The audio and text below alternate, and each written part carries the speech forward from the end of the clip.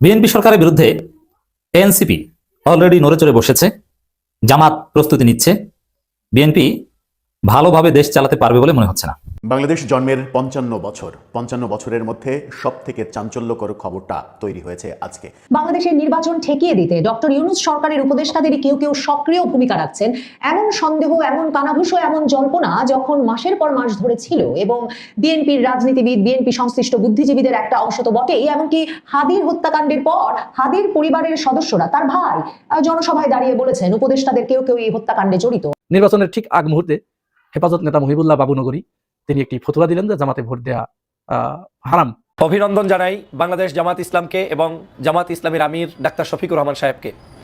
বাংলাদেশে স্বাধীনতার পর এই প্রথম বাংলাদেশ জামাত ইসলামের নেতৃত্বে প্রধান বিরোধী দলের চেয়ারটি অলঙ্কৃত করেছেন ডাক্তার শফিকুর রহমান সাহেব। বিএনপি সরকারের বিরুদ্ধে এনসিপি অলরেডি নড়ে চড়ে বসেছে, জামাত প্রস্তুতি নিচ্ছে। বিএনপি ভালোভাবে দেশ চালাতে পারবে বলে মনে হচ্ছে না। আই রিপিট, যেটা বিভিন্ন আলোচনায় রিপিট করি, আবারও বলবো, আমরা চাই জনাব তারেক রহমান দেশটা শান্তিপূর্ণভাবে চালাক এবং 5 বছর ক্ষমতায় থাকুক। দেশ স্থিতিশীল হোক, গণতন্ত্র একটা প্রাতিষ্ঠানিক রূপ পাক, নিয়মতান্ত্রিকভাবে একটা নির্দিষ্ট সময়ের পর নির্বাচন হোক, ওই নির্বাচনটাই হবে জবাবদিহিতা। কারণ যদি ভালোভাবে না চালাতে পারে জনগণ তাদেরকে ভোট দিবে না। এবং নির্বাচন সুষ্ঠু হোক, নির্বাচনের নামে যে কারচুপি, ইঞ্জিনিয়ারিং, রেজাল্ট ইঞ্জিনিয়ারিং, টেম্পারিং, এগুলো চিরতরে বিদায়নিক আমরা চাই। কিন্তু লক্ষণ আলামত যেটা দেখছি তাতে মনে হচ্ছে যে বিএনপি ভালোভাবে দেশ চালাতে পারবে না। 1.5 বছরের মধ্যেই বেকায়দায় পড়বে। দেখেন, বেকায়দায় তো ঈদের আগে রোজার মধ্যেই পড়বে। সমালোচনা তো অলরেডি শুরু হয়েছে, বিশেষ করে সাংবাদিকরা দালালি করছে, সংবাদ মাধ্যমে টুটি চেপে দেওয়ার চেষ্টা চলছে। জনগণ এটা বুঝে গেছে, এটি তো বড় বেকায়দা। আরো নানান বিষয়ে যেসব কথাবার্তা বলে, যেসব স্বপ্ন আপনাদেরকে দেখাচ্ছে, এই ফ্যামিলি কার্ড শুরু হয়ে যাচ্ছে, এগুলো কিছুই পারবে না। এটা আপনি নিশ্চিত থাকেন। বাংলাদেশের সামনে অনেক চ্যালেঞ্জ, অর্থনীতি ঘুরে দাঁড়ানো। এই যে ফ্যামিলি কার্ড দিবি, টাকা পাবে কোথায়? আকাশ থেকে পড়বে? 2026 সালেই হাসিনা যে ঋণের বোঝা চাপিয়ে দিয়েছে, ওটা পূরণ শুরু হবে। এলডিসি তে উত্তোলন যদি হয়, এক বিপদ, আর না হলে আরেক বিপদ। এক কথায় দেশের পরিস্থিতি এলোমেলো। এখন নতুন নতুন ভালো ভালো কথা বলছে, কার্যত সুন্দরভাবে দেশ চালাতে পারবে না। তার মধ্যে আবার নির্বাচন ব্যাপকভাবে প্রশ্নবিদ্ধ হচ্ছে, আসলে সুষ্ঠু নির্বাচন হয়েছে কিনা। এখন এই পরিস্থিতিতে Jamaat is very calm and quiet. Jamaat ঠান্ডা মাথায় কাজ করছে, তারা বিএনপিকে যথেষ্ট স্পেস দিচ্ছে, ছাড় দিচ্ছে, কোঅপারেট করছে। বিএনপি এত বড় অঘটন ঘটায়, জামাত কিন্তু কিছু বলে না। যেমন সেই নোয়াখালীর হাতিয়ায় আব্দুর রহমান মাসুদের এলাকায় যে ঘটনাটা ঘটেছিল, ওটা নিয়ে কিন্তু এক পর্যায়ে জামাত চুপ করে বসে আছে। আমিরে জামাত কর্মসূচি দিয়েও যাননি। দেখেন, ওটা যাওয়া কোনো ব্যাপার না। ওটা যদি অরিজিনালি রাজনৈতিক ধর্ষণ না হয়ে থাকে, সঠিক ঘটনা তদন্ত করে বের করা হোক, এজন্য তো আন্দোলন করতে পারে। জাস্ট কথার কথা ধরনের একটু ঘুরিয়ে দিলে হলো। আবার বিএনপি শপথ নেয়নি সংবিধান সংস্কার পরিষদের সদস্য হিসেবে, জামাত কিছুই বলেনি, চুপচাপ আছে। যা বলেছে ওটা কোনো বলার মধ্যে পড়ে না। সাংবাদিকদের চাকরি চলে যায়, জামাত কিছুই বলে না। কিন্তু আবার মন্ত্রী পরিষদ নিয়ে জামাতের কোনো সমালোচনা নাই। বড় ধরনের ঋণ খেলাপি, অতীতে দুর্নীতি মামলার ভয়ঙ্কর আসামি, সরাসরি হত্যা মামলার আসামি, রিসেন্ট 5 হত্যা মামলার আসামি, পুলিশ যাকে, ইউনূস সরকারের পুলিশ যাকে খুঁজেছে, যিনি পলাতক ছিলেন, তিনি মন্ত্রী হয়েছেন, এই বিষয়ে জামাতের কোনো কথাই নেই। কিন্তু এনসিপি কিন্তু নড়ে চড়ে বসেছে। এখন পর্যন্ত দেখছি যে জামাত বিএনপিকে কোঅপারেট করছে, এবং বিরোধী দল হিসেবে জামাত এখন পর্যন্ত কার্যত ব্যর্থ, কারণ বিরোধী দল সুলভ কোনো আচরণ করতে পারেনি। বিরোধী দল সুলভ আচরণ আমি বলছি না যে সরকারকে ডিস্টার্ব করতে হবে, সরকারের অন্যায় কাজের সমালোচনা এক বিন্দু পরিমাণ ছাড় দেওয়া যাবে না, এটাই বিরোধী দল। বিরোধী দল কি হাসিনা থেকে শিখুন। হাসিনা বলেছিল যে বিএনপিকে একদিনও শান্তিতে দেশ চালাতে দিব না, আসলে দেয়নি। এই জন্য আওয়ামী লীগ ক্ষমতা এসেছিল এবং আওয়ামী লীগকে গুনতে হয়, এবং শেষ পর্যন্ত আওয়ামী লীগের পা ধরেই বিএনপিকে ক্ষমতা আসতে হয়েছে। বিএনপির কপাল খারাপ, নিজেরা স্বাধীনভাবে ক্ষমতা আসতে পারে না। অতীতে 2বার ক্ষমতা এসেছে জামাতকে পা ধরে, জামাতকে সাথে নিয়ে, এবার ক্ষমতা এসেছে আওয়ামী লীগকে সাথে নিয়ে। নিজেদের হ্যাডমটা কি ভাই? আওয়ামী লীগ তো নিজেরা ক্ষমতা এসেছে অতীতে, জামাত ভবিষ্যতে আসতে পারবে আশা করি। যাই হোক, তো এই জায়গায় বিরোধী দল হিসেবে জামাত কার্যকর রোল প্লে করতে পারছে না, এটা আপনারা দেখছেন। সরকারের অনেক যৌক্তিক সমালোচনার ক্ষেত্রে জামাত কার্যত চুপ। জামাত মনে হয় হানিমুন পিরিয়ডে আছে, যে বিএনপিকে কিছু বলবে না, যে একটা নির্দিষ্ট সময় পর বলবে। আর এই সময়টায় বিএনপির রসনালে না পড়ে জামাত শক্তি সঞ্চয় করছে বা পরিস্থিতি স্বাভাবিক করার অপেক্ষা আছে, এবং তারা প্রস্তুতি নিচ্ছে। এটা হতে পারে এই ব্যর্থতার মধ্যে, ওই যে বলে না, failure is the pillar of success. জামাতের যে এই গত 2 দিনের ব্যর্থতা বিরোধী দল হিসেবে, এটা হয়তো সফলতার ভিত্তি হবে। কারণ জামাত চুপচাপ থাকার কারণ আছে, জামাত তার সমর্থকদের নিরাপত্তা দিতে পারেনি। এই জন্য জামাত অনেকটা বিব্রত, যার ফলে এখন যদি জামাত বড় বড় কথা বলে, ওই কথার দাম কম, এবং জনগণকে যদি রাজপথে ডাকে, সাধারণ জনগণ মোটেও সারা দিবে না। জামাতের সমর্থক অনেক রোপণই সারা দিবে না, মিছিল করতে বের হবে না। এমনকি রমজানের মিছিলেই জামাত লোক পায় না। এটা যেভাবে হয়েছে, এবং এটা জামাত যদি এটাকে ব্যর্থতা না মনে করে, তাহলে ক্ষমতায় ভবিষ্যতে আসতে পারবে না। ব্যর্থতা যেটা আমরা ধরিয়ে দিব, ওটাকে যদি দামাচাপা দেওয়ার চেষ্টা করে, জীবনে সফল হতে পারবেন না। এবং জামাতের মিডিয়া উইং যে একদম কমপ্লিটলি অযোগ্য, জামাতের মিডিয়া উইং এর চাইতে যে এনসিপির মিডিয়া উইং স্মার্ট, যোগ্য। জামাত যে আসলে ওভারঅল, দেখেন আমি একটা কথা বলি, ওভারঅল বাংলাদেশে আমাদের জাতীয় মুক্তির জন্য, আমাদের স্বপ্নের বাংলাদেশ গড়ার জন্য জামাত ইসলামের কোনো বিকল্প নেই। জামাতের হাজার দোষ থাকলেই জামাত, হাজার দোষ থাকলেও জামাত ইজ দ্য বেস্ট। কিন্তু দোষ নাই এই কথা মনে করা একটা স্রেফ মূর্খতা। এই যে মিডিয়া উইং চালাতে পারে না, একটা বুয়েটের গারলকে ঢুকিয়ে দিয়েছে, ওরা কিচ্ছু বুঝে না। আরে ভাই, বুয়েটে পড়লে কি রাজনীতি বুঝে, মিডিয়া ম্যানেজমেন্ট বুঝে, পিআর বুঝে? আপনি বুয়েটের সার্টিফিকেট দেখে ওখানে বুঝিয়ে দিলেন, অথচ সে তো কিছুই বুঝে না। আমি দেখেছি কিচ্ছু বোঝে না।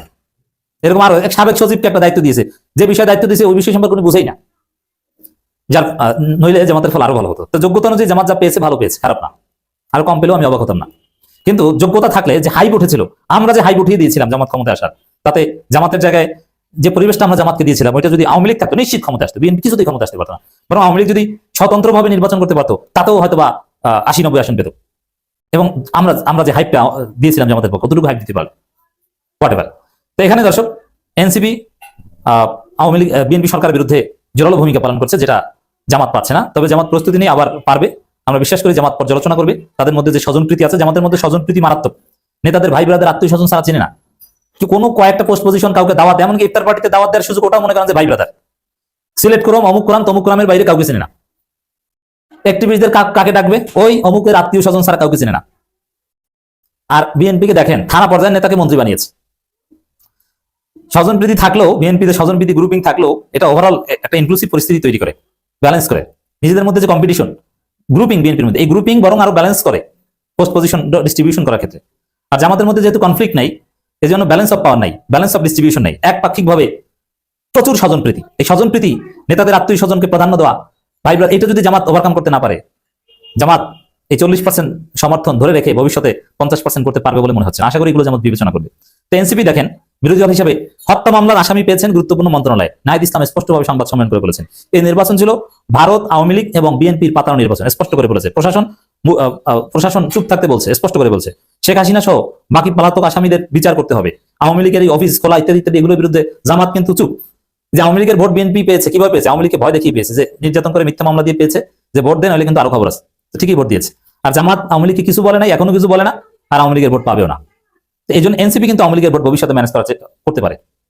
তো এখানে জামাতকে জরুরিভাবে নিজেদেরকে পর্যালোচনা করার সুযোগ এসেছে। বাংলাদেশ জন্মের 55 বছরের মধ্যে সব থেকে চাঞ্চল্যকর খবরটা তৈরি হয়েছে আজকে। যদি আরও একটু বাড়িয়ে বলি, তাহলে মহান ভাষা আন্দোলনের পরে ৭৪ বছরে একটা বড় চাঞ্চল্যকর খবর তৈরি হয়েছে আজকে। তাহলে এত বছরের হিসাব করছে কেন? সেই চাঞ্চল্যকর খবরটা নিশ্চয়ই আপনারা শিরোনামে কিংবা থাম্বনেলেই বুঝতে পেরেছেন। জামাত শহীদ মিনারে যাচ্ছে আনুষ্ঠানিকভাবে শহীদদের প্রতি শ্রদ্ধা জানাতে, ফুল দিতে। যদিও বিস্তারিত বলা হয়নি তারা পুষ্পস্তবক অর্পণ করবে কিনা, কিন্তু তারা শহীদ মিনারে যাচ্ছে আনুষ্ঠানিকভাবে, ঘটা করে সিদ্ধান্ত নিয়ে ২১-এর প্রথম প্রহরে আজকেই রাতে।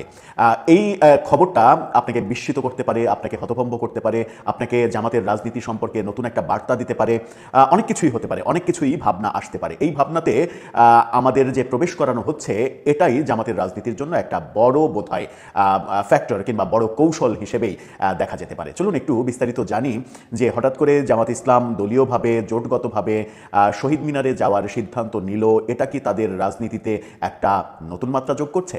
থাকবেন পলিটিক্স টিভির নিয়মিত আয়োজনে।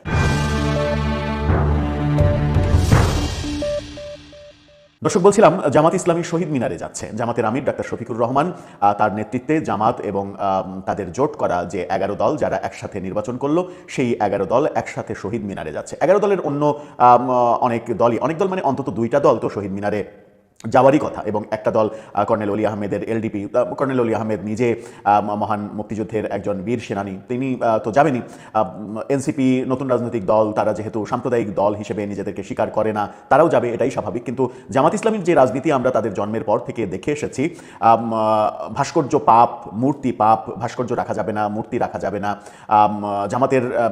জামাতের নেতাদের মুখে এই মূর্তি একেবারে ভেঙে ফেলতে হবে, এরকম কথা সরাসরি অতটা প্রকটভাবে শোনা না গেলেও জামাতের জোটে যারা আছেন তাদের অনেকের মুখে প্রকাশ্যে বারবার বলতে শোনা গেছে যে মূর্তি ভেঙে ফেলতে হবে, মূর্তি বুড়িগঙ্গায় ফেলতে হবে। আওয়ামী লীগের আমলে প্রকাশ্যে জনসভা করে এই মামুনুল হকরা ঘোষণা দিয়েছেন, যত বঙ্গবন্ধুর যত মূর্তি আছে এখানে, কোনো একটা জায়গায় মূর্তি করার ভাস্কর্য করার কথা ছিল, যদি এখানে করা হয় সেটা ভেঙে বুড়িগঙ্গায় ভাসিয়ে দেওয়া হবে, এরকম ভাষণও আমরা দেখেছিলাম। সেই 11 দলের জোট, সেই মামুনুল হকদের নিয়ে জামাতের আমির শহীদ মিনারে যাচ্ছেন।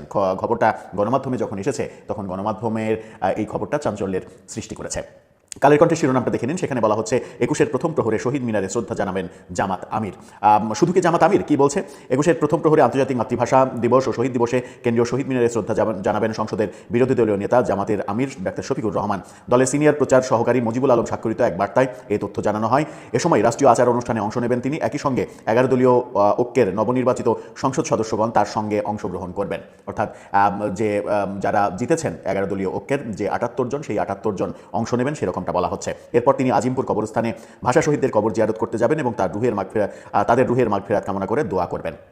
এখানে যেহেতু বলা হচ্ছে যে নির্বাচিত সংসদ সদস্যরা তার সঙ্গী হবেন 11 দলীয় জোটের, সেহেতু মামুনুল হকের যাওয়ার সম্ভাবনা বোধহয় নাই। কিন্তু আমি যতদূর জানি যে দলীয় সিদ্ধান্ত নেই, এটা তাদের জোটের সিদ্ধান্ত যে 11 দলীয় জোট এই শহীদ মিনারের প্রথম প্রহরে তারা যাবে, তারা শ্রদ্ধা জানাতে যাবে। এখন সেখানে প্রশ্ন জাগে, যতক্ষণ পর্যন্ত না ঘটনাটা ঘটছে ততক্ষণ পর্যন্ত নিশ্চিত হওয়া যাচ্ছে না যে তারা শহীদ মিনারে যাবেন, সেখানে গিয়ে মোনাজাত করবেন নাকি পুষ্পস্তবক অর্পণ করবেন। পুষ্পস্তবক অর্পণ করা শহীদ মিনারে এতদিন তো জেনে এসেছি তাদের রাজনীতিতে যে শহীদ মিনারে ফুল দেয়া পাপ, এই ব্যাপারটা ইসলামী রাজনীতি যারা করেন তাদের মুখ থেকে আমরা বহুবার শুনেছি। এবং তাদের বিভিন্ন অনুষ্ঠান যখন দিনের বেলায় শহীদ মিনারে আয়োজন করেছে, সেই শহীদ মিনারেই তারা জামাতে নামাজ পড়েছে, এরকম দৃশ্য আমরা আওয়ামী লীগের আমলেও এরকম দৃশ্য দেখেছি।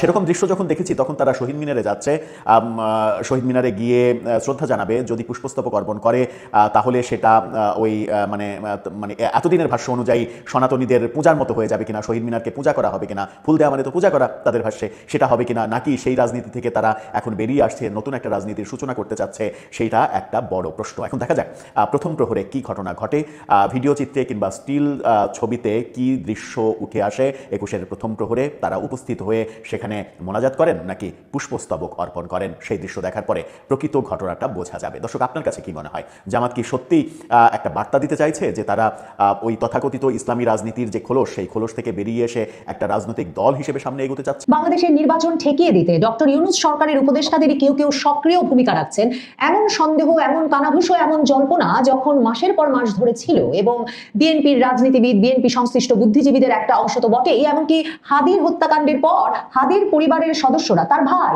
জনসভায় দাঁড়িয়ে বলেছেন উপদেষ্টাদের কেউ কেউ এই হত্যাকাণ্ডে জড়িত। হাদির হত্যাকাণ্ডের পর যে ভয়াবহ হামলার ঘটনা ঘটলো প্রথম আলো ডেইলি স্টারে, তারপর নিউ এজ সম্পাদক নুরুল কবির বলেছেন যে উপদেষ্টাদের কারো কারো জ্ঞাতসারে তারা জানতেন, এরপরেও সরকারই এমন ভাঙচুর, এমন অগ্নিকাণ্ড ঘন্টার পর ঘন্টা ঘটতে দিয়েছে। এসব বলবার পরেও কারা ঠিক এই ঘটনাগুলো ঘটিয়ে আসছিল তা সম্পর্কে খুব স্বাভাবিকভাবেই ইউনূস সরকার যতদিন ক্ষমতায় ততদিন বাংলাদেশের সংবাদ মাধ্যম মুখ খোলেনি। বাংলাদেশের সংবাদ মাধ্যম এমন কোনো প্রতিবেদন ছাপেনি, কিন্তু এই সাহস প্রথম করেছে বাংলাদেশের শীর্ষস্থানীয় দৈনিক মানবজমিন। তারা সরাসরি লিখছে যে 3 জন উপদেষ্টা সক্রিয় ছিলেন ক্ষমতা ধরে রাখতে, কিন্তু কেন, সেই প্রশ্নের উত্তর প্রতিবেদনটি যেভাবে লেখা হয়েছে তাতে মনে হচ্ছে এই বিস্ফোরক তথ্যে ঠাসা প্রতিবেদনটি হয়তো কয়েক পর্বে তারা ছাপবেন, এই পরিকল্পনার অন্যান্য অংশও তারা জানাবেন, কিন্তু প্রথম যে দফা তারা ছেপেছেন সেখানে তারা স্পষ্ট বলেছেন 3 জন উপদেষ্টা সক্রিয়ভাবে বাংলাদেশে নির্বাচন ঠেকিয়ে দিতে কাজ করছিলেন এবং এমনভাবে তারা ইউনূস প্রশাসনকে, এমনকি ডক্টর মোহাম্মদ ইউনূসের উপর চেপে বসেছিলেন, তিনি এদের কথার বাইরে গিয়ে কোনো সিদ্ধান্ত গ্রহণ করতে আর পারছিলেন না। 3 জন উপদেষ্টার বাইরে আরো একজনের কথাও তারা বলেছেন। মানবজমিন পত্রিকা কিন্তু 3 জনের নাম সরাসরি উল্লেখ করে নাই, কিন্তু যেসব সূত্র তারা ধরিয়ে দিয়েছে তার মাধ্যমে যেমন তারা সেই 3 উপদেষ্টা তা স্পষ্ট হয়ে ওঠে, তেমনি মানবজমিন সূত্রে, রাজনীতিবিদদের সূত্রে, বিভিন্ন সূত্র মিলিয়ে এই 3টি নাম সম্পর্কে শতভাগ নিশ্চিত হওয়া যায় এই প্রতিবেদনটি পাঠ করলে।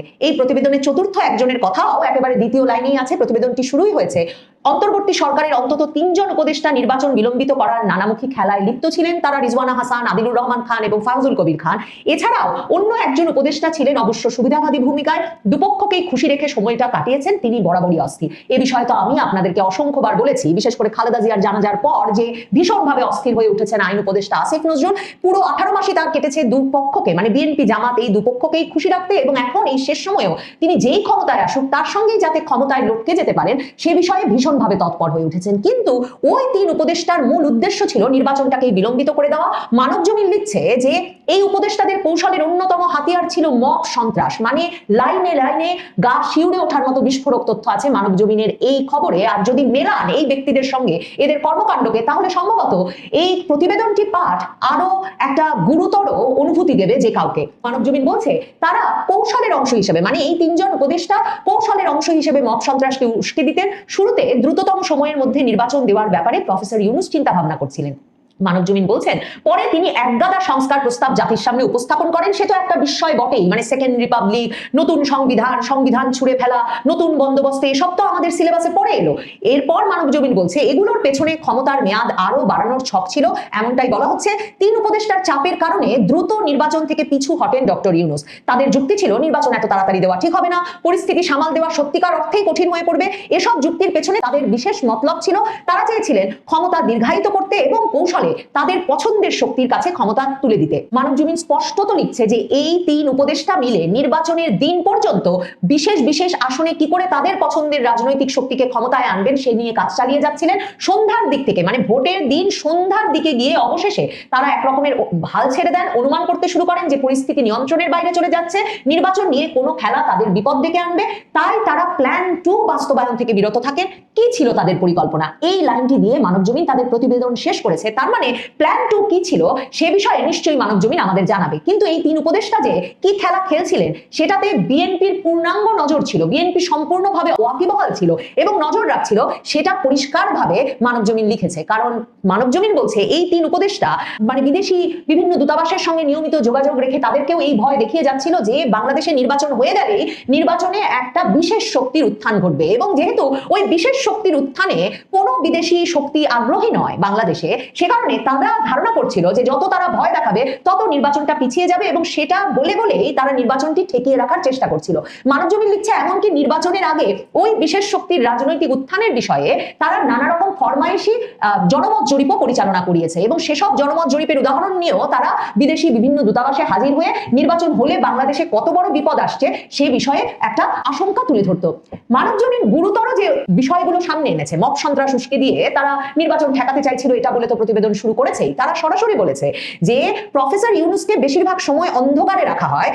একজন সিনিয়র সাংবাদিককে তিনি বলেছেন যে প্রথম আলো ডেইলি স্টারে যখন আগুন জ্বলছিল তখন তিনি ঘুমিয়েছিলেন, কিছুই জানতেন না। মানে প্রকৃতপক্ষে এমন এক ব্যক্তির হাতে তার মানে আমাদের ক্ষমতা ছিল যে সত্যি হাদিম নিহত হয়েছেন, সন্ধ্যাবেলার দিকে এই খবর প্রকাশিত হওয়ার পরেও তিনি নিশ্চিন্তে ঘুমাতে চলে যেতে পেরেছেন, এবং তারপর তার প্রতিক্রিয়ায় কি কি ঘটে, মানে তারা তো লাগাতার জমায়েত করতে বলেছিল, প্রথম আলো ডেইলি স্টারে হামলা হতে পারে এই হুমকি তো তারা দিয়েই রেখেছিল, কিন্তু আমাদের প্রধান উপদেষ্টা ছিলেন ঘুমে। এবং মানবজমিন লিখছে যে হাদির মৃত্যুতে যে ব্যাপক প্রতিক্রিয়া হয় সেনাবাহিনীও সে বিষয়ে সতর্ক ছিল, কিন্তু প্রথম আলো ডেইলি স্টারে যেদিন আগুন সন্ত্রাস হলো সেদিনের পরিস্থিতি পর্যালোচনা করলেই অনেক চাঞ্চল্যকর তথ্য পাওয়া যায়। প্রশাসনকে কারা নির্দেশ দিয়েছিল পুলিশ যাতে সময় মতো না যায়, বাস্তবে কিন্তু সেটাই ঘটেছিল। পুলিশ এই প্রশাসনের এই অংশের নির্দেশে অনেক বিলম্বে ঘটনাস্থলে পৌঁছেছিল, সেখানে পুলিশের বড় কর্তার ভূমিকা ছিল রহস্যজনক। তার মানে মানবজমিন পত্রিকা সুনির্দিষ্টভাবে জানে যে আশঙ্কা নিউ এজ সম্পাদক নুরুল কবির প্রকাশ করেছেন, যে সরকারের এক রকমের অনুমোদনে প্রথম আলো ডেইলি স্টারের ভাঙাভাঙি ঘন্টার পর ঘন্টা ধরে চলেছে, আগুন দেওয়া গেছে সাংবাদিকদের ভেতরে রেখে। মানবজমিন এখন লিখছে পুলিশকে সরাসরি নির্দেশ দেওয়া হয়েছিল যাতে তারা অনেক বিলম্বে ঘটনাস্থলে গিয়ে সক্রিয় হয়। এবং মানবজমিন পত্রিকা বলছে যে এই যে তিন উপদেষ্টা তারা সন্ধ্যা হলেই বৈঠকে বসতেন, আরো দু একজন থাকতেন যারা ক্ষমতায় না থেকেও ছড়ি ঘোরাতেন। এক পর্যায়ে এরা এতটাই শক্তিশালী হয়ে যান যাতে প্রফেসর ইউনূস অসহায় বোধ করতে থাকেন, তিনি বারবার সিদ্ধান্ত পরিবর্তন করতে থাকেন। ভেবে দেখেন এই রিজওয়ানা হাসান খান, এই ফাউজুল কবির খান, এরা দুজন মানে সরকারের জনপ্রশাসন কমিটি যে গঠন করে দিলেন ইউনূস সরকার, মানে যেটা কিন্তু সাধারণভাবে নাই, যেটা একদম মানে ডক্টর ইউনূসকে এক রকমের চাপের মুখে ফেলে জনপ্রশাসনের সকল রদবদলের জন্য একটা বিশেষ কমিটি গঠনের ব্যবস্থা হলো উপদেষ্টা পরিষদ থেকে। তার মুখ্য সদস্য ছিলেন কিন্তু রিজওয়ানা হাসান, ফাউজুল কবির খান। এই জনপ্রশাসন কমিটি যে ভয়াবহভাবে পক্ষপাত দুষ্ট হয়ে বিভিন্ন জায়গায় নিয়োগ করছে সেই অভিযোগ তুলে কিন্তু অক্টোবর মাসে গিয়েও বিএনপি ফাউজুল কবির খানের অপসারণ চেয়ে এসেছিল, এবং আদিলুর রহমান খানকে নিয়েই সেদিন বৈঠকে বসেছিলেন ডক্টর ইউনূস। কাজেই ডক্টর ইউনূস, আদিলুর রহমান খান, আসিফ নজরুল এবং ওয়াহিদুদ্দিন মাহমুদ বিএনপির সবচেয়ে ঘনিষ্ঠ এবং বিশ্বস্ত জন উপদেষ্টা পরিষদে, এমন তিন ব্যক্তিকে নিয়ে বসার পর ওই আদিলুর রহমান খানের নাম হয়তো বিএনপি উচ্চারণ করে নাই, কিন্তু মানবজমিন স্পষ্টত বলছে যে কোন কোন উপদেষ্টা এসব কাজ করছিল বিএনপি এটা পরিষ্কার জানতো। এবং মানবজমিন বলছে সন্ধ্যা হলে তারা কি করে সরকারটা কোন জায়গায় কি কাজ করাবে বা কোথায় কোন মক করাবেন, কিভাবে তারা পুরো নিয়ন্ত্রণটা ধরে রাখবেন, নির্বাচনটা পিছিয়ে দেবেন, এ বিষয়ে বৈঠক করবেন। এবং এই 3 উপদেষ্টার নেতৃত্বে তারা এতটাই শক্তিশালী হয়ে যান যাতে প্রফেসর ইউনূস অসহায় হয়ে পড়েন। তিনি বারবার সিদ্ধান্ত পরিবর্তন করতে থাকেন, পরে একটা আঞ্চলিক শক্তির চাপ এবং নিজের অঙ্ক মেলাতেই তিনি নির্বাচনমুখী হতে বাধ্য হন। তার হিসাব নিকাশ ছিল যদি নির্বাচন ভণ্ডুল হয়ে যায় তাহলে তার ব্যক্তিগত পুঁজিপাট্টা সবই যাবে, শূন্য হাতে বাড়ি ফিরবেন। এবং সেই কারণে তিনি লন্ডন বৈঠকের আয়োজন করেছিলেন, উদ্যোগী হয়েছিলেন, সেটা বলছে মানবজমিন। এবং মানবজমিন বলছে যে ওই বৈঠকের পর এই 3 উপদেষ্টা মিলে আরো উস্কে দেওয়া শুরু করে অপর পক্ষকে, তার মানে জামায়াত ইসলামী জাতীয় নাগরিক পার্টিকে, যাতে তারা কিছুতেই নির্বাচনমুখী হতে না দেয় এই অন্তর্বর্তীকালীন সরকারকে। এবং তারা এই উপদেষ্টারা এই বৈঠকের আগেও নানা ষড়যন্ত্র করছিল, লন্ডন বৈঠকের আগেও এবং পরেও। তারা বলতে থাকে এই বৈঠক প্রফেসর ইউনূসের প্রশাসনকে দুর্বল করবে, মানুষের কাছে ভুল বার্তা যাবে। লন্ডন বৈঠকের ফলাফলকে বানচাল করতে তারা ভীষণ তৎপর হয়ে ওঠেন, তারা কাজে লাগান তাদের পছন্দের রাজনৈতিক শক্তিকে, তারা প্রতিক্রিয়া জানাতে থাকেন। প্রফেসর ইউনূস আবারও দ্বিধাদ্বন্দ্বে পড়েন। নির্বাচন তখন আবারও, মানে জুনের পরেও তো একটা লম্বা সময়, নির্বাচনটা আবারও অনিশ্চিত হয়ে পড়ে। তফসিলটা কিছুতেই ঘোষিত হচ্ছিল না। মনে রাখবেন ডিসেম্বর মাসে তফসিল ঘোষিত হওয়ার আগের দিন পর্যন্ত নির্বাচন হবে কিনা, আদৌ তফসিল ঘোষিত হবে কিনা তা নিয়ে ব্যাপক উদ্বেগ ছিল বিএনপি সহ রাজনৈতিক দলগুলোর মনে। আমি যে বলছিলাম যে মানবজমিন পত্রিকা নানা ইঙ্গিতে স্পষ্ট করেছে যে এই ব্যক্তিরা কারা। আমার সূত্র মিলিয়ে আমি তো জেনে নিয়েছি নামগুলো নিশ্চিতভাবে, কিন্তু রিজওয়ানা হাসানের নাম একরকম তারা সূত্র দিয়ে স্পষ্ট করে দিয়েছে। এই মানবজমিন পত্রিকা বলছে উল্লিখিত উপদেষ্টারা শুধু দেশে নয় বিদেশে গিয়েও নানা কূটকৌশলের সঙ্গে যুক্ত ছিলেন। একজন উপদেষ্টা দক্ষিণ এশিয়ার একটি দেশে গিয়ে একদিন তো নিখোঁজই হয়ে গিয়েছিলেন, বাংলাদেশের মিশন তাকে হন্যে হয়ে খুঁজেছে। মানে এই ঘটনা ঘটে নভেম্বর মাসে। উপদেষ্টাদের মধ্যে একমাত্র সদস্য হিসেবে রিজওয়ানা হাসান গিয়েছিলেন পাকিস্তান সফরে পরিবেশ সংক্রান্ত কোনো কনফারেন্সে যোগ দিতে, যেখানে তিনি তার স্বামী ছাড়াও পরিবারের আরো 3 সদস্য নিয়ে যান এবং রাষ্ট্রীয় ছুটি এবং তার সফরের যে প্রজ্ঞাপন তাতে যা পাওয়া যায় তার চেয়ে আরো কয়েকদিন বেশি তিনি পাকিস্তানে কাটিয়ে আসেন। এবং এর মধ্যে কয়েকদিন তার খোঁজ পায় না বাংলাদেশ সরকার কিংবা পাকিস্তানে বাংলাদেশের দূতাবাসও। সে খবর তখন নানা মাধ্যমে বেরিয়ে এসেছিল। রিজওয়ানা হাসানের দোর্দণ্ড প্রতাপ পুরো অন্তর্বর্তীকালীন সরকারের আমলে সে বিষয়টা বিশেষভাবে উল্লেখযোগ্য বটেই। একদিকে তার পিতা মুসলিম লীগের প্রাদেশিক পরিষদের সদস্য ছিলেন, পাকিস্তান আমলে 70-এর নির্বাচনেও আওয়ামী লীগের বিরুদ্ধে দাঁড়িয়ে পরাজিত হয়েছিলেন। 79 সালে জিয়ার আমলে এসে বিএনপিতে যোগ দিয়ে নির্বাচন করে এমপি হন, এরপর মন্ত্রী হন। এরশাদের আমলে আবার এরশাদ সরকারের জাতীয় পার্টিতে যোগ দিয়েছিলেন সৈয়দা রিজওয়ানা হাসানের বাবা। আর রিজওয়ানা হাসান নিজে অন্তর্বর্তীকালীন সরকারের উপদেষ্টা হওয়ার পর একদিকে যেমন আওয়ামী লীগ সরকারের সাবেক বিদ্যুৎ প্রতিমন্ত্রী নসরুল হামিদ বিপুর সকল সয় সম্পত্তি তার স্বামী আর তার পুত্র মিলে ব্যবস্থাপনা করছেন আওয়ামী লীগ সরকারের পতনের পর থেকে। অন্যদিকে তার স্বামী বিএনপির নমিনেশন নিয়ে নির্বাচন করবার জন্য কুমিল্লার হোমনায় সক্রিয় হয়ে উঠেছিলেন। আর রিজওয়ানা হাসান নিজে সক্রিয় হয়ে উঠেছিলেন এই পুরো নির্বাচনী প্রক্রিয়াটাই ঠেকিয়ে দিতে। এমন সব দারুণ রহস্যময় চরিত্র দিয়ে উপদেষ্টা পরিষদ সাজিয়েছিলেন ডক্টর মোহাম্মদ ইউনূস। তার নিজের যেমন নানা জায়গা থেকে নানা কিছু পাওয়ার এবং নানা প্রতিশ্রুতি দিয়ে আসার কারণে নানা ধান্দা ছিল, ঠিক তেমনি এমন সব অসৎ উদ্দেশ্য ছিল এই উপদেষ্টা পরিষদের অনেক অনেক সদস্যের। নির্বাচনের ঠিক আগ মুহূর্তে হেফাজত নেতা মহিবুল্লাহ বাবুনগরী তিনি একটি ফতোয়া দিলেন যে জামাতে ভোট দেয়া হারাম। আর জমিয়ত নেতা তার নির্বাচন পরবর্তী এক সমন্বয় বৈঠকে তিনি বলছেন, আমি সেই ভিডিওটি এখানে যুক্ত করে দিব, বিএনপির সাথে জোট করার কারণে বিএনপি অনেক বড় ব্যবধানে জিতেছে, তবে ভোটের হিসাব কিন্তু খুব কম। আমরা যদি জামাতের সাথে জোট করতাম তাহলে জামাত ইসলাম এই আসনগুলোতে জিতে যেত।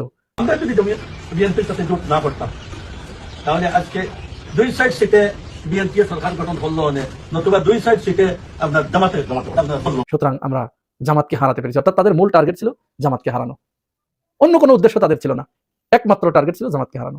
অপরদিকে চরমনায়ের পীর সাহেবও বলেছেন, তিনি বলেছেন যে জামাতের সাথে জোট করলে হয়তো আমরা একটু বেশি আসন পেতাম, কিন্তু আমরা সেটি চাইনি, আমরা আমাদের আদর্শকে জলাঞ্জলি দিতে চাইনি, আমরা বিএনপিকে জয়যুক্ত করে দিয়েছি। সুতরাং এখন আমাদের যে একজন 143টা এ গ্রেডের ভিতর থেকে একজন যিনি পাশ করেছেন তাকে মন্ত্রিত্ব দিতে হবে। বিএনপির কাছে আবেদন জানাচ্ছে। আমরা জোট থেকে বের হয়ে যাওয়ার কারণে ভূমিধস বিজয় বিএনপির হয়েছে, এজন্য সারা বাংলাদেশ ইসলামী আন্দোলন একমাত্র প্রার্থী হিসেবে আমরা মন্ত্রিত্ব চাই। আপনারা অনুসন্ধান করে দেখবেন সামান্য কিছু ভোটের কারণে জামাত হেরে গেছে। আমাদের সমঝোতা যদি থাকতো আমার মনে হয় জামাত ইসলামী সরকার গঠন করত। বিএনপি আমাদের মাধ্যমে বেনিফিশিয়ারি হয়েছে। বিএনপি যে ক্ষমতা এসেছে এই হাত পাখার এবং এই যে চরমনাই হুজুরের অনেক অবদান রয়েছে। মূলত এটি সত্য কথা, এটি বাস্তবতা। তারা জামাত ইসলামকে ঠকানোর জন্য, জামাতকে ঠেকানোর জন্য মূলত চরমনাই বেরোয় গিয়েছিল আর জমিয়ত বিএনপির সাথে জোট করেছিল। এটি তাদের একদম ভিতরের কথা। কেন রে ভাই, জামাত নিয়ে আপনাদের এত সমস্যা কোথায়? আর আপনি এই যে জামাতে ভোট দেওয়া হারাম ঘোষণা করলেন কি কারণে? আপনি 5 ওয়াক্ত নামাজ পড়েন, জামাতের লোকগুলো তো 5 ওয়াক্ত নামাজ পড়ে। আপনি এক আল্লাহকে বিশ্বাস করেন, জামাতের লোকগুলো কি কোনোদিন বলেছে যে না আল্লাহ 2 জন? এরকম কি কোনোদিন বলেছে? বলে নাই তো। আপনি বলেন দিনে 5 ওয়াক্ত নামাজ ফরজ, জামাতের লোক কি 6 ওয়াক্ত নামাজ ফরজ এটা বলেছে?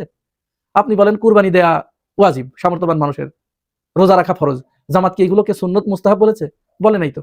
তাহলে জামাতের সাথে আপনার পার্থক্যটা কি? জামাতের সাথে আপনার পার্থক্যটা শুধুমাত্র আপনি 5 কলি টুপি মাথায় দেন, জামাত যে কোনো টুপি মাথায় দেয়, কোনো কল্লি টল্লির ভিতরে নেই। আপনি জুব্বা পরেন, জামাত ইসলাম জুব্বাও পরে, ফাড়া পাঞ্জাবিও পরে। এটাই তো পার্থক্য। তো এইটার কারণে কি হারাম হয়ে যায়? বরং আপনি এমন একদল মানুষকে হারাম ঘোষণা করলেন যারা ইসলামী দলগুলোকে, কওমি এবং আলিয়া ঘরানার মানুষগুলোকে একত্রিত করার জন্য এই জামাতের আমির ডক্টর শফিকুর রহমান তিনি কি না প্রচেষ্টা চালিয়েছেন, এবং তিনি কিন্তু এক্ষেত্রে অনেকটা সফলও হয়েছেন। শুধুমাত্র জমিয়ত এবং চরমোনাইয়ের কারণে এটা সম্ভব হয়ে ওঠে নাই। আল্লামা মামুনুল হক চলে এসেছেন, খেলাফত মজলিস দুইটা তারা চলে এসেছে, তারা বুঝতে পেরেছে। এই আপনারাই একটা সময়ে 60 পড়া হারাম ঘোষণা করেছিলেন, এখন আপনারা এই ব্যাপারে চুপ হয়ে গেছেন। এই সেদিনের কথা আমাদের বুদ্ধির উপরে শুনেছি আপনাদের মুখে, আপনারা বলেছেন ইসলামের রাজনীতি হারাম, আপনারা এখন সেই রাজনীতি করতে এসেছেন। আপনি এখন যেটা বুঝছেন জামাত ইসলাম ওটা আরো 50 বছর আগে বুঝেছে। তাহলে আপনি কি পেলেন জামাতকে ঠেকিয়ে? তারপরেও একটা কথা আমি জামাতের ভাইদেরকে বলবো, ডক্টর শফিকুর রহমান যে উদ্যোগটি নিয়েছেন, চরমোনাই আজ আসে নাই, কাল আসবে, যদিও তাদের আসতে একটু দেরি হবে, কারণ তাদের অনেক হিসাব নিকাশ আছে। তাদের তো মূলত পীরের ব্যবসা। এখন এই পীরের ব্যবসার ভিতরে আওয়ামী লীগও আছে, বিএনপিও আছে, জাতীয় পার্টিও আছে, জামাত নাই। তাহলে তারা এখানে ওই ব্যবসায়ের বন্দোবস্ত ফেলে রেখে জামাতে যখন আসবে তখন তো আওয়ামী লীগের মুরিদগুলো ছুটে যাবে, বিএনপির মুরিদগুলো ছুটে যাবে, লাঙ্গলের মুরিদগুলো ছুটে যাবে। সেক্ষেত্রে জামাত ইসলামের কেউ তার চরমোনাইয়ের মুরিদ হতে যাবে না। বিশ্বাসের ক্ষেত্রে, আদর্শের ক্ষেত্রে এবং তাদের লক্ষ্য উদ্দেশ্যের দিকে এক, এই কারণে তারা বুকে টেনে নেবে, কিন্তু ব্যবসাটা তো মার খেয়ে যাবে। তো এই জন্য অনেক চিন্তা ভাবনা আছে, অনেক হিসাব নিকাশ আছে, একটু দেরি হবে তাদের আসতে, তবে আসবে। জামাতের ভাইদের অনুরোধ করবো, আপনারা কওমি আলিয়া এই ধরনের বিতর্ক থেকে আপনারা বিরত থাকুন। আপনারা এই বিতর্কগুলো তুলবেন না, কে কওমি কে পীরতন্ত্র, এইগুলো নিয়ে কোনো ধরনের বিতর্ক ছড়াবেন না। জামাত আমির যে পরিকল্পনাটি নিয়েছেন, যে উদ্যোগটি নিয়েছেন, আজ হোক কাল হোক এই উদ্যোগটি বাংলাদেশে সফল হবে। তারা যেদিন বুঝবে যে না আমাদের ওরাও তো ইসলাম, আমাদের লক্ষ্য উদ্দেশ্য ইসলাম, ওরা যাচ্ছে এক পথ দিয়ে, আমরা যাচ্ছি আরেক পথ দিয়ে, আলটিমেটলি গোল তো এক জায়গায় যাওয়া, আর আমরা যাদেরকে সাপোর্ট করছি তাদের তো আসলে এই ধরনের কোনো উদ্দেশ্যই নাই, এটা যখন বুঝবে তখন তারা চলে আসবে। এই জন্য ওরা বুঝে না, ওদের লেখাপড়া কম, জ্ঞানের সীমা পরিসীমাও কম, একেবারেই কম। ইসলামী দলগুলোর ভিতরে জামাত ইসলাম জ্ঞান গরিমার দিক থেকে মোটামুটি এগিয়ে, তারা পড়ালেখা করে, রাজনীতি চর্চা করে, আধুনিক জ্ঞান বিজ্ঞান সম্পর্কে তাদের ধারণা বেশি ওদের থেকে। এজন্য আপনারা একটু ছাড় দিবেন, আপনারা দয়া করে ওদের তিরস্কার করবেন না, মন্দ কথা বলবেন না, কটু কথা বলবেন না, তাদের বিরুদ্ধে কট্টর ভাষায় সমালোচনা করবেন না। আর জমিয়ত এবং চরমোনাইয়ের ভাইদেরকেও বলছি, আপনারা বুঝতেই পারছেন যে কোন জায়গায় ভুল আপনারা করেছেন, কি ভুলটা আপনারা করেছেন। আপনাদের ওই শুধুমাত্র 5 কুল্লি আর ফাড়া পাঞ্জাবি গায়ে দেওয়ার জন্য দয়া করে কাউকে কাফের ফতোয়া দিবেন না।